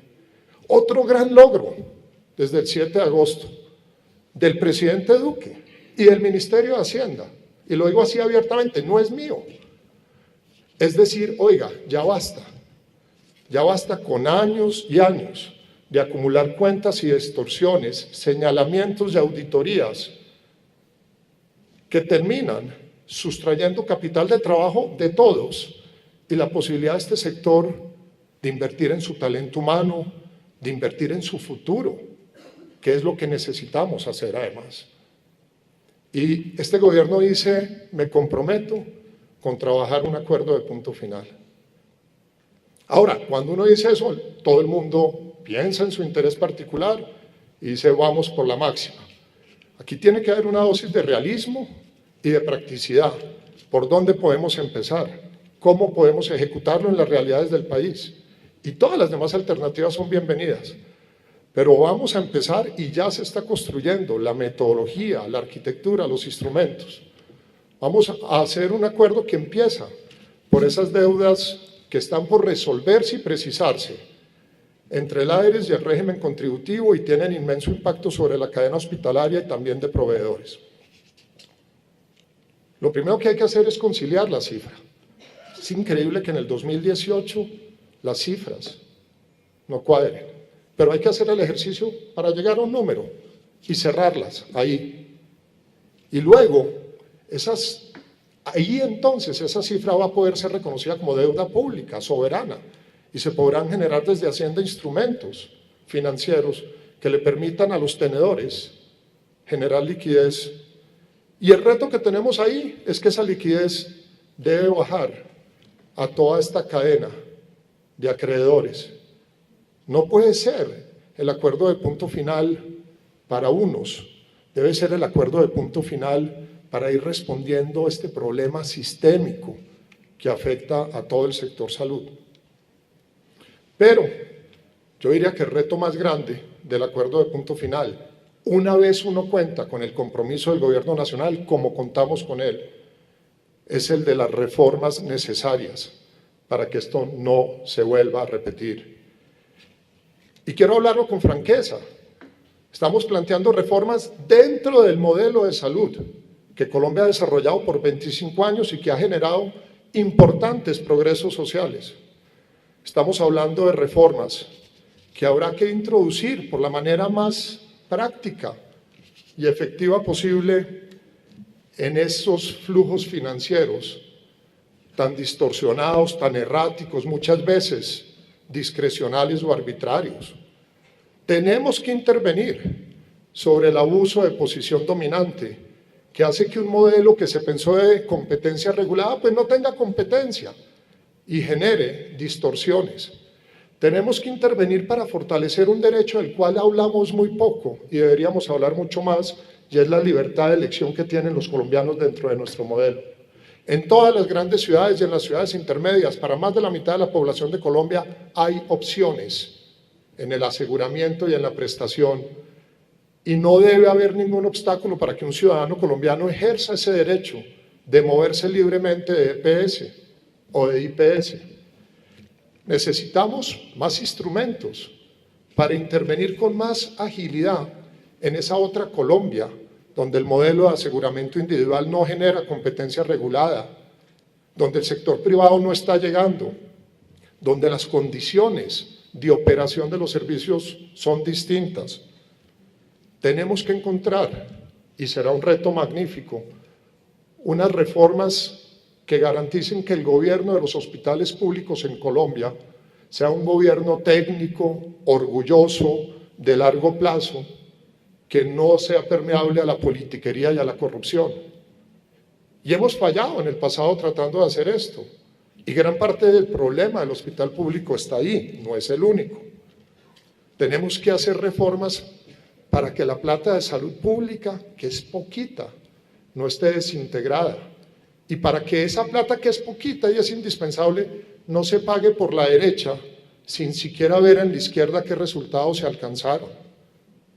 A nivel de EPS, a nivel de departamentos y municipios, en los programas de intervención colectiva.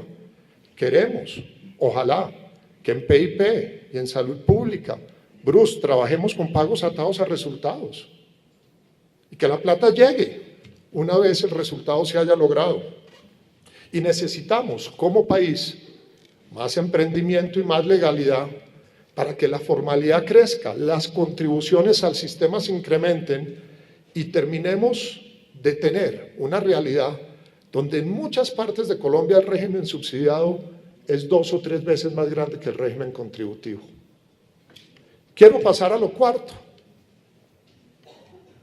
Para muchos de ustedes estoy seguro, uno de los determinantes que nos trajo acá, a esta conversación hoy, ha sido la fragilidad nuestra como Estado en la inspección, vigilancia y control.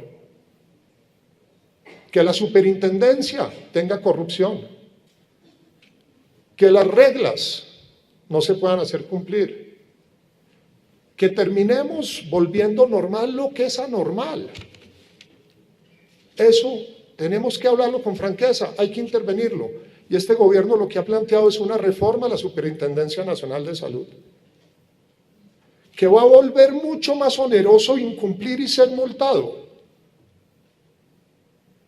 que lo que es hoy, que va a aumentar las facultades de intervenir más oportunamente en los abusos y distorsiones, por ejemplo, de los arreglos organizacionales o de los flujos financieros o de la contabilidad.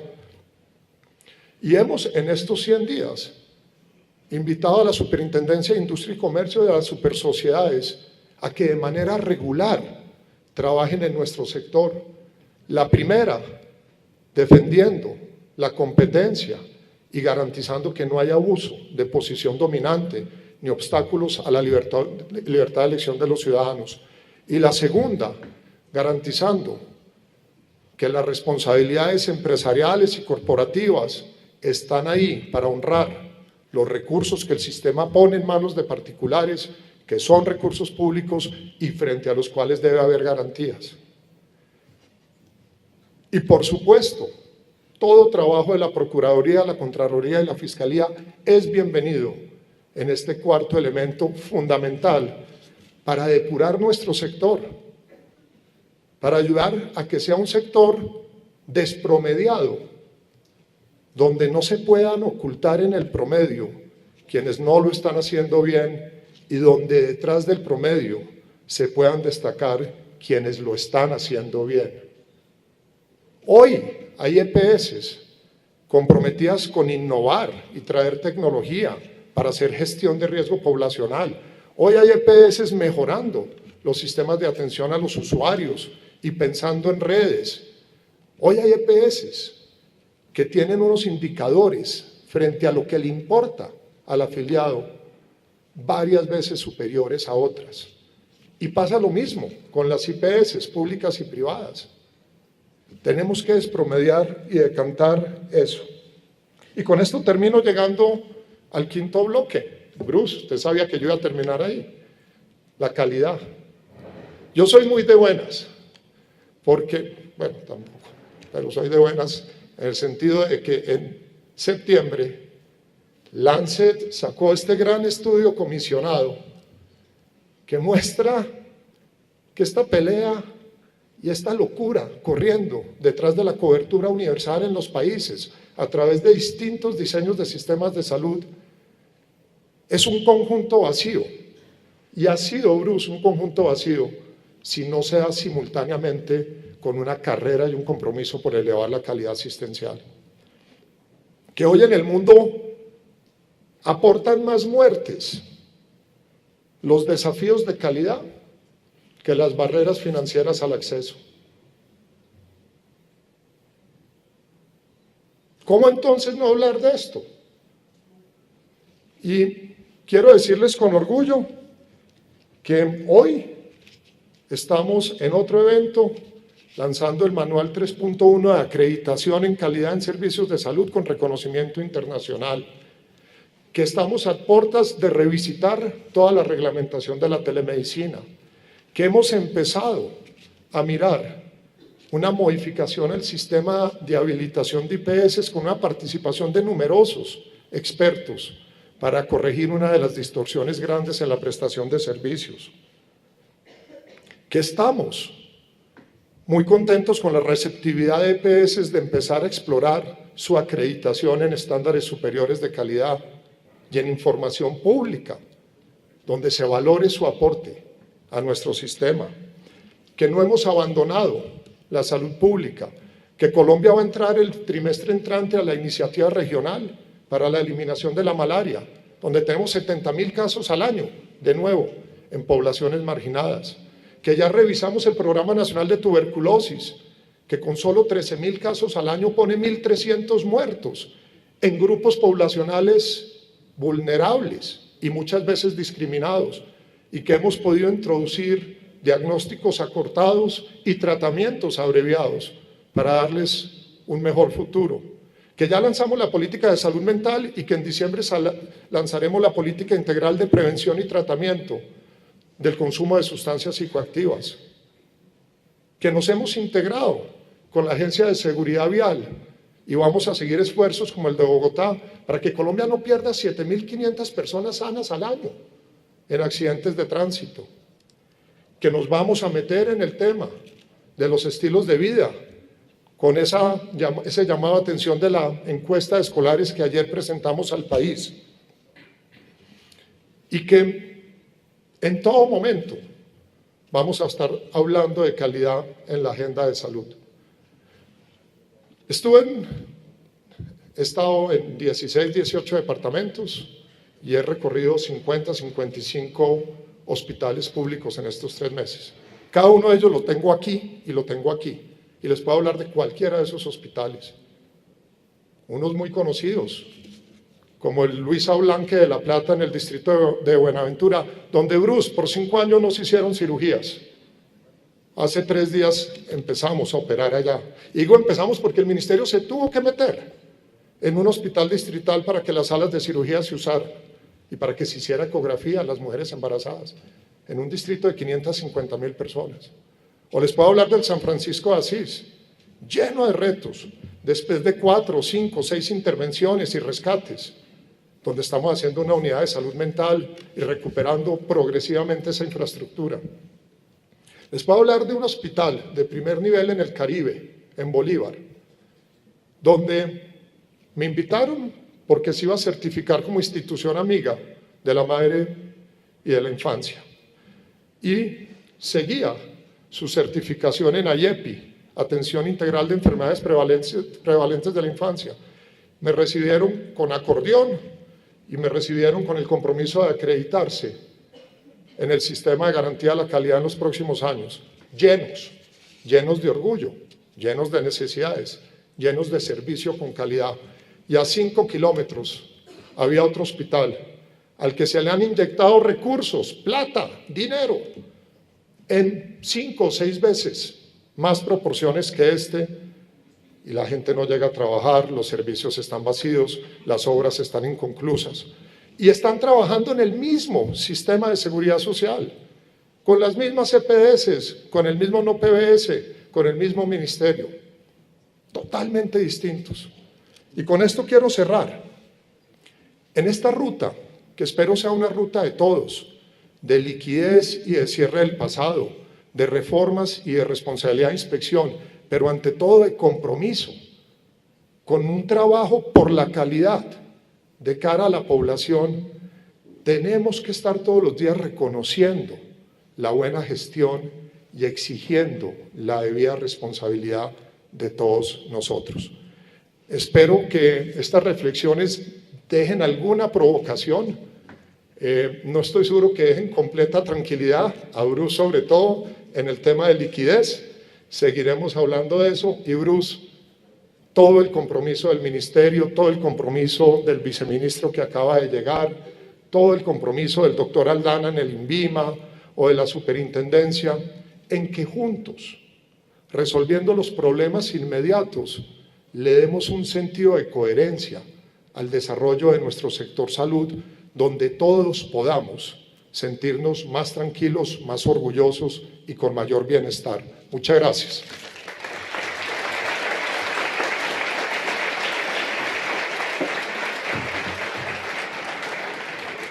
Ministro, muchísimas gracias por sus palabras y por acompañarnos.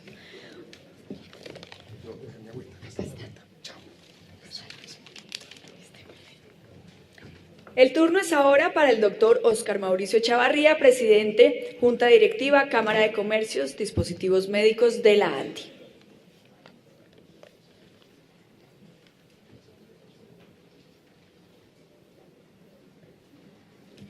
Bienvenido y le cedo el micrófono.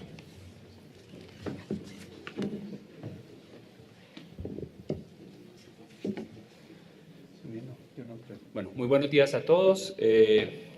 Muchas gracias por acompañarnos el día de hoy.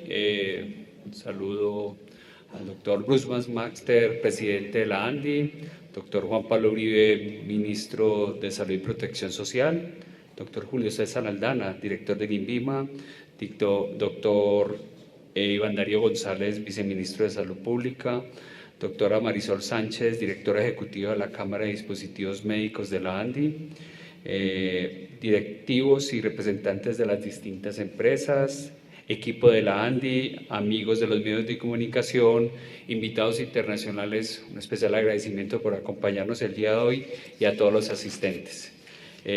Muchas gracias por compartir con nosotros en esta jornada de día y medio con una agenda que promete abordar los aspectos de mayor interés de la tecnología médica.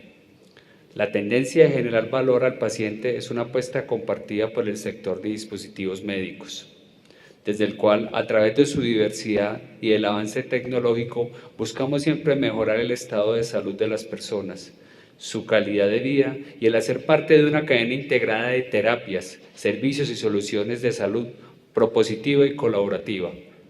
Ofrecemos nuestro apoyo firme frente a las directrices del nuevo equipo ministerial enmarcados en calidad, salud pública, desarrollo del talento humano, sostenibilidad financiera del sector y visión a largo plazo.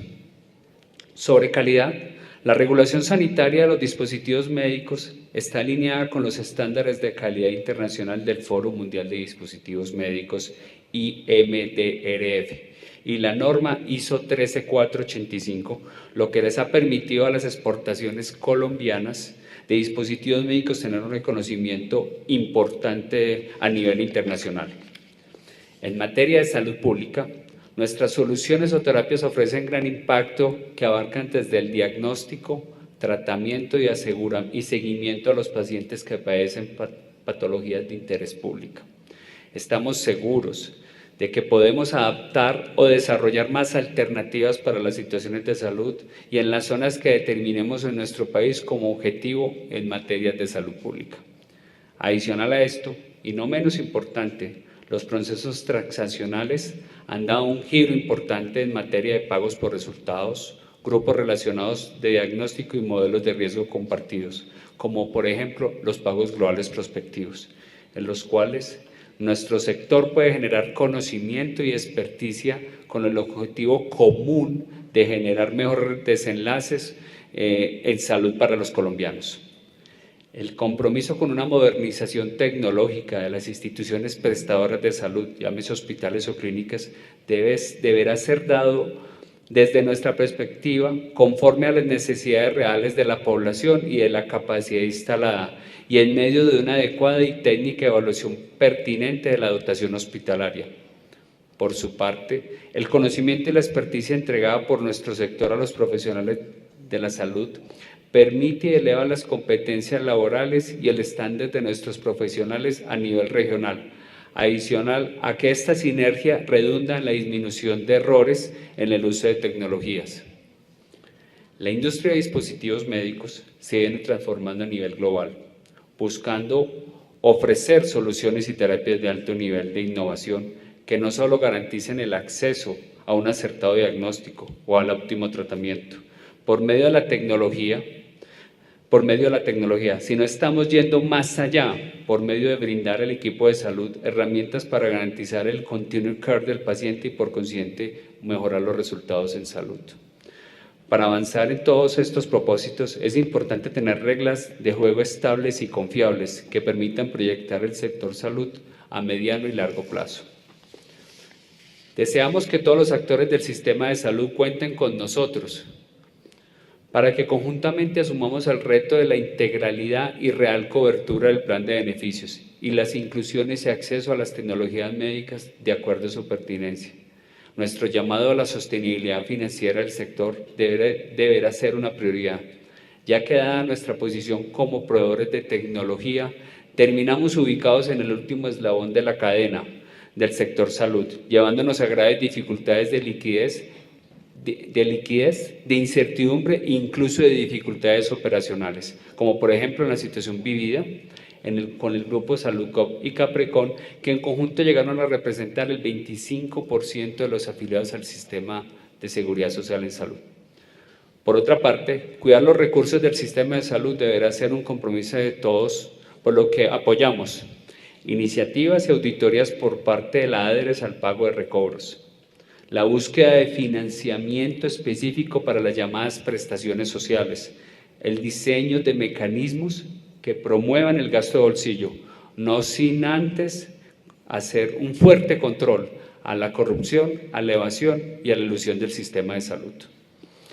Finalmente, todas las estrategias que redunden en un mejor control y manejo de los recursos de la salud. Reconocemos al INVIMA como una institución líder a nivel regional, con iniciativas innovadoras y de alto nivel técnico que han sido reconocidas por nuestras casas matrices. Sin embargo, se hace necesario incrementar su eficiencia operativa como mecanismo de acceso a la nueva tecnología y generación de políticas públicas para el sector conforme a las características propias del mismo, ya que definitivamente los subsegmentos de dispositivos médicos como los productos implantables, el equipamiento médico, productos descartables, reactivos de diagnóstico de ortopedia ameritan una mirada particular para el entendimiento integral de su composición. Particularmente, me refiero al estándar semántico, elemento sobre el cual consideramos de la mayor importancia para la interoperabilidad del sistema de salud, pero que debe ser abordado de forma escalonada y segmentada, justamente por la heterogeneidad del sector. El avance de la tecnología y los procesos de innovación en la forma de prestar los servicios de salud hace que haya una mezcla de ciencias y materias de conocimiento como las terapias avanzadas, génicas, cirugía robótica, nanotecnología, etc., en el cual será de mucha utilidad mantener una constante y permanente comunicación entre la industria de dispositivos médicos y los reguladores, por lo cual ofrecemos todo nuestro apoyo y compromiso para que el sistema de salud y sobre todo nuestros pacientes puedan beneficiarse de manera transparente, fluida y clara de estas terapias. Con relación a las relaciones de transparencia entre los agentes, la Cámara de Dispositivos Médicos de la ANDI cuenta con un código de ética como mecanismo de autorregulación del sector y adicional a esto, vemos con gran expectativa la implementación de la plataforma de reporte de transferencias de valor, en el que estamos seguros avanzaremos en la construcción de confianza y la integración de toda la cadena del sector salud en torno a estándares éticos empresariales. Finalmente, bienvenidos a todos ustedes. Este es su 6º Foro Internacional de Dispositivos Médicos. Muchas gracias.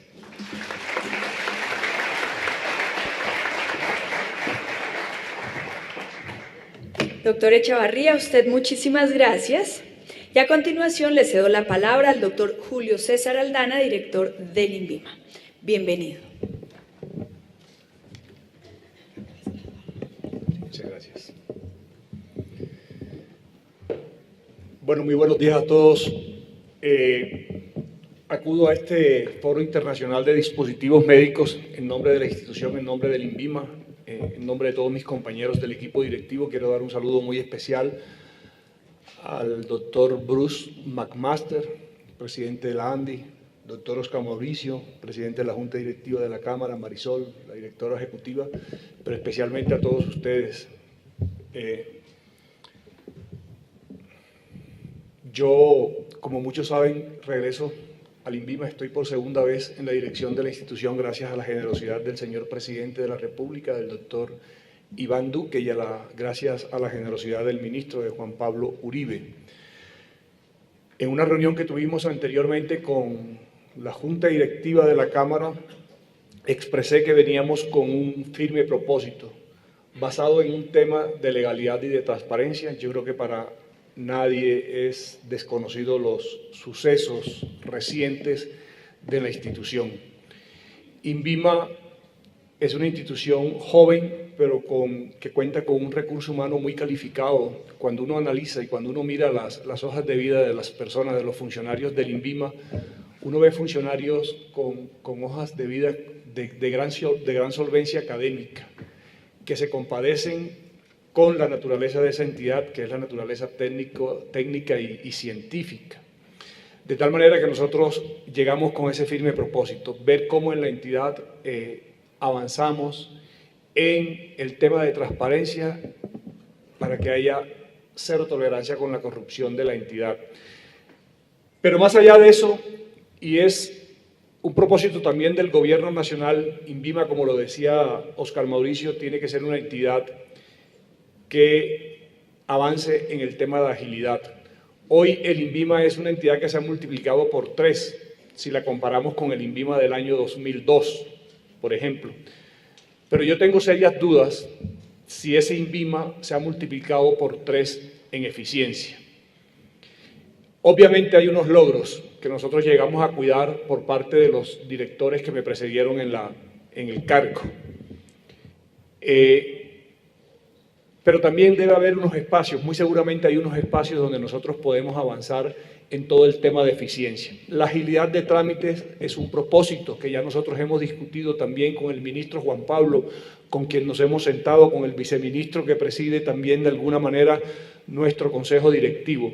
Allí nosotros tenemos que ver cómo el INVIMA, sin que se subordine un bien jurídico que nosotros tutelamos, que es el de la salud pública, podemos avanzar en la eficiencia de esos trámites, ser más amigable con el emprendedor y ser mucho más amigable con el empresario.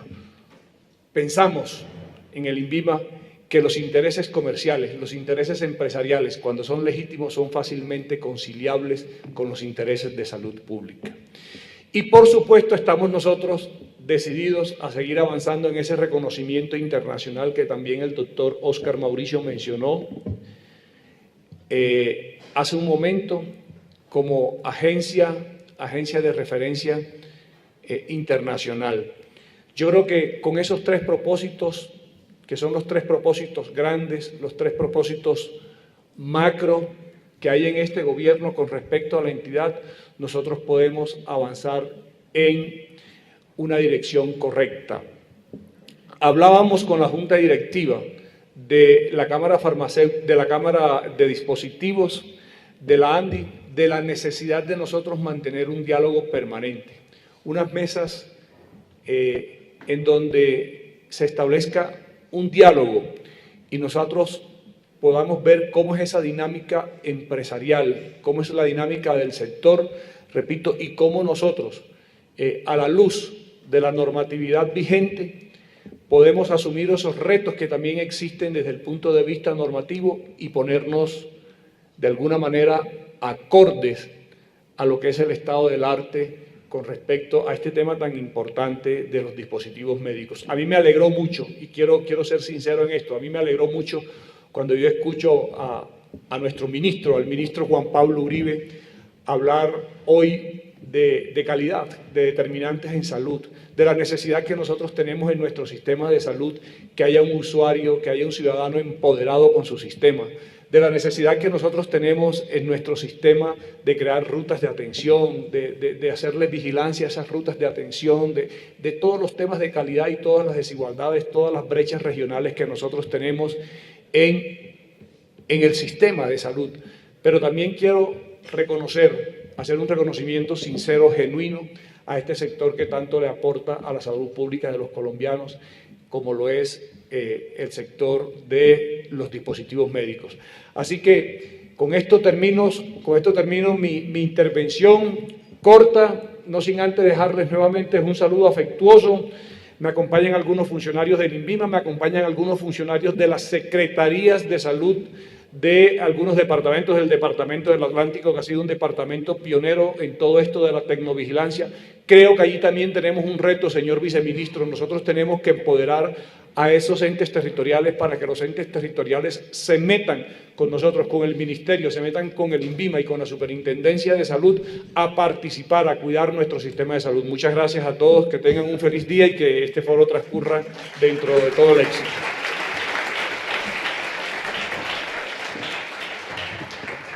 Muchísimas gracias, doctor, por acompañarnos. Muy bien, y de esta forma quedó inaugurado el 6º Foro Internacional de Dispositivos Médicos de la Asociación Nacional de Empresarios de Colombia, ANDI. Muchísimas gracias a todos por acompañarnos. Pueden volver a sus puestos. Gracias.